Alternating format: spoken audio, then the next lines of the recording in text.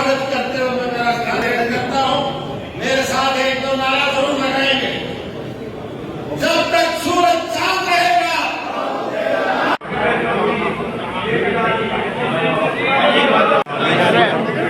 छोकरी पिछड़ ना बोली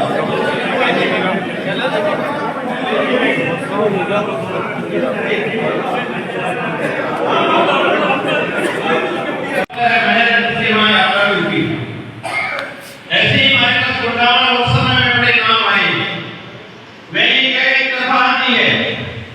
पिछले दिनों स्वराज माननीय पार्टी ज्वाइन की, बड़ा नेता था वहां मुस्लिम समाज में। फिर उसके बाद तैयब हुसैन ऑस्ट्रेलिया में पार्टी ज्वाइन की, जिसने जेजेपी पे इलेक्शन लड़ा था रूस से, और वो 21-22 को लेकर गया, उसने हमारी पार्टी को ज्वाइन किया। इसके अलावा फखरुद्दीन, कोई कानून वापस होना कोई छोटी बात नहीं है। इस कानून को वापस कराया, इसमें किसकी क्या भूमिका थी? लोकसभा की कितनी भूमिका थी? राज्यसभा की कितनी भूमिका थी? अब प्रदेश और देश के अंदर क्षेत्रीय दलों के नेताओं की क्या भूमिका थी? तो इस बात को आप सारे सुने। बोलने से आप अगर बोलते रहोगे तो ये बात चुनाव में काम आएगा। मैं इसलिए आपसे कहे, आप क्या इसको सुने। तो साथियों, दिल्ली के अंदर ये कानून किसने बनाया था? मनमोहन सिंह जी के सरकार थी 2005 में। लोकसभा के अंदर कृषि कानून बन गया। कांग्रेस पार्टी ने इसको बनाया, लेकिन कांग्रेस पार्टी जब इसको लोकसभा में लेके आई, ये पास नहीं हुआ। कारण क्या था इसका? पास क्यों नहीं हुआ? साथियों, पास इसलिए नहीं हुआ, उस समय देश के अंदर 36 राज्य थे। 36 राज्यों में से 8 राज्य केंद्र शासित थे, जहां पर मुख्यमंत्री नहीं होता, एमपी को होता है। तो साथियों, 36 में से 8 गए, तो कितने बचे? 28।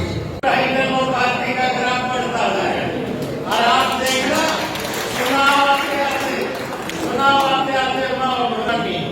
बड़ा संघर्ष, बड़ा बलिदान किसान आंदोलन के रूप में।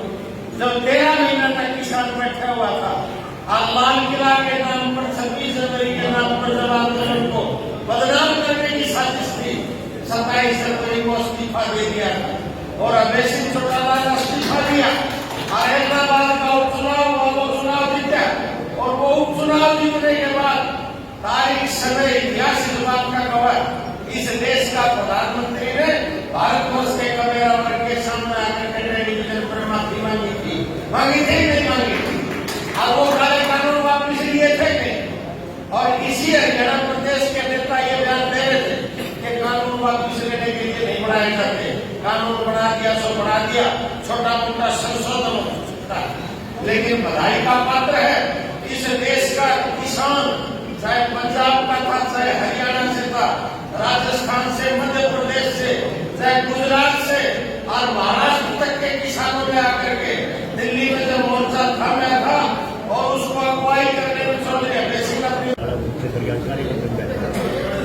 चौधरी ओम प्रकाश चौटाला साहब, जो 5 बार हरियाणा प्रदेश के मुख्यमंत्री रहे हैं, हमारी पार्टी के राष्ट्रीय अध्यक्ष हैं। भाई अभय सिंह चौटाला जी पार्टी के प्रधान राष्ट्रीय महासचिव हैं।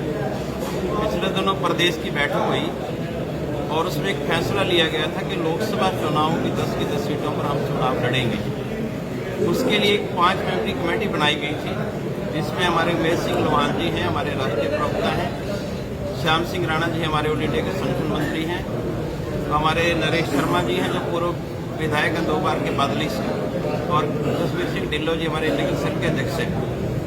आज वो टीम, हमारी पूरी 5 मेंबरी जो टीम है, वो यहाँ पर आवेदन लेने के लिए आए। हम कार्यकर्ताओं से राय जानने आए। सभी कार्यकर्ताओं ने जो चुनाव लड़ने के इच्छुक हैं, कुछ ने हमें अपने परफॉर्मे दिए। ये पैनल तैयार करके हम लोग आदरणीय चौटाला साहब और भाई अभय सिंह चौटाला जी के पास जाएंगे, और फिर हमारी पार्लियामेंट्री बोर्ड की बैठक, PSC की बैठक होगी। उसमें तमाम फैसला लेकर के जिसको भी उम्मीदवार बनाया जाएगा, और पूरे दमखम के साथ इंडियन लोकदल पार्टी चुनाव लड़ेगी। जैसे बीजेपी का गठबंधन टूट गया और यार लगे मुख्यमंत्री ने, क्या होता है? देखिए, ये बीजेपी ने अपनी हार मान ली है चुनाव से पहले। कल हम गुड़गांव में थे, नरेंद्र मोदी जी आए थे वहां पर द्वारका एक्सप्रेसवे का उद्घाटन करने। करने का लिए इनकी वो रैली पूरी तरह फेल हुई है। और बीजेपी की तो टिकटें फेंक रहे हैं, 12 मंत्री उत्तर प्रदेश में से लोकसभा की टिकटें फेंक दी, इनके चुनाव ही नहीं लड़ रहे। आज बीजेपी पूरी तरह से फेल है। इलेक्शन कमीशन ऑफ इंडिया का रिजाइन करना और स्टेट बैंक ऑफ इंडिया के डायरेक्टर चीफ का रिजाइन करना, आज भ्रष्टाचार में पूरी तरह बीजेपी डूब चुकी है, इसलिए फेल है। इनकी टिकटा नहीं को लेना चाहता। आने वाले समय में बीजेपी पूरी तरह हारेगी और आज इनकी हार है। सर, इनेलो अपने आप को किसान हितैषी कहती है, लेकिन भाजपा जब से सत्ता में आई है तब से किसान सड़कों पर आंदोलन कर रहे हैं। देखिए, इंडियन नेशनल लोकदल पार्टी तो किसान मजदूर की ही पार्टी है। अगर वो बीजेपी के लिए कुछ करती तो सड़क पे लाना पड़ता। किसान मजदूर परेशान है, इसीलिए बीजेपी आने वाले समय में उतना हारेगी। भारती जी, जिस प्रकार से मोदी सरकार ने और एसबीआई ने इलेक्ट्रो बॉन्ड को छुपाने की कोशिश की कर रहे हैं, ये छुपने वाला नहीं है, सारी जनता के सामने है। सुप्रीम कोर्ट ने संज्ञान लिया है। माननीय सुप्रीम कोर्ट का बहुत धन्यवाद करते हैं, जो इतने बड़े बड़े ये घोटाले कर रहे हैं। बहुत ये दूध के दूल्हे बढ़ रहे थे। जितना मैं कहता हूँ 50-60 साल में पिछली सरकारों ने नहीं किया, 10 साल में इन्होंने देश को लूटने का काम किया। बहुत बड़ा भ्रष्टाचार। जिस प्रकार से आज गठबंधन टूटा है, क्या जेजेपी पार्टी जो है इनेलो के साथ विलय करेगी? देखिए, ऐसा है, सरकार की बुरी तरह से हार है। इंडियन नेशनल लोकदल पार्टी मजबूत संगठन है, 10 की 10 सीटों में चुनाव। सर, इनेलो काफी समय से सत्ता से दूर है, क्या अब मौजूदा समय में इनेलो का ग्राफ बढ़ रहा है? बिल्कुल, लगातार बढ़ रहा है। इंडियन नेशनल लोकदल पार्टी में डेली ज्वाइनिंग चल रही है। इंडियन नेशनल लोकदल पार्टी आज की डेट में 19%। अगर इस प्रदेश में इनेलो की सरकार बनती है तो क्या कुछ नया इनेलो लेकर आएगी प्रदेश की जनता? इंडियन नेशनल लोकदल पार्टी किसान, मजदूर, व्यापारी, कर्मचारी, प्रत्येक वर्ग का हम ध्यान रखेंगे। जाति धर्म से उठ करके सभी लोगों को साथ लेकर के प्रदेश का विकास करेंगे।